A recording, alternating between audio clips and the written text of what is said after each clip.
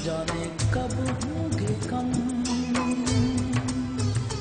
इस दुनिया के हम जीने वालों पे सदा। आंखों में आंसुओं की लड़ी पिरोए रंजो अलम की तस्वीर बनी बैठी ये वो दुखी औरत है जो 1 साल के दौरान अपने शरीके हयात और अपने जवान बेटे को खोने के बाद अब अपनी इकलौती बेटी गजाला की दायमी जुदाई का गम उठा रही है। इतनी फरमा बरदार, इतनी ताबेदार, उसको अपने कोई फैसलों का पता ही नहीं था, जो मैंने कह दिया उसने कर दी। 14 साल से फिजाई मेजबानी के फराइज अंजाम देने वाली गजाला की दोस्त कहती है कि गजाला बहुत मेहरबान और शफीक इतनी के जैसे बड़ी बहन है। मेरे लिए तो वो बिल्कुल ऐसी थी जैसे बड़ी बहन होती है।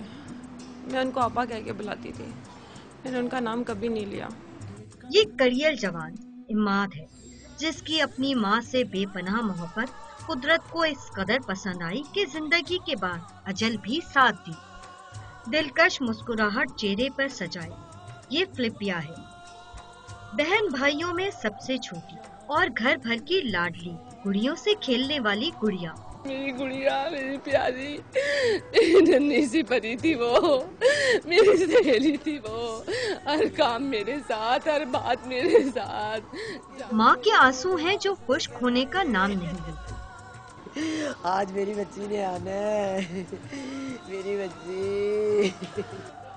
ये तमाम अफराद भोजा एयरवेज में मुसाफिरों को सफरी सहूलियात मुहैया करने वाले बदनसीब स्टाफ में शामिल थे।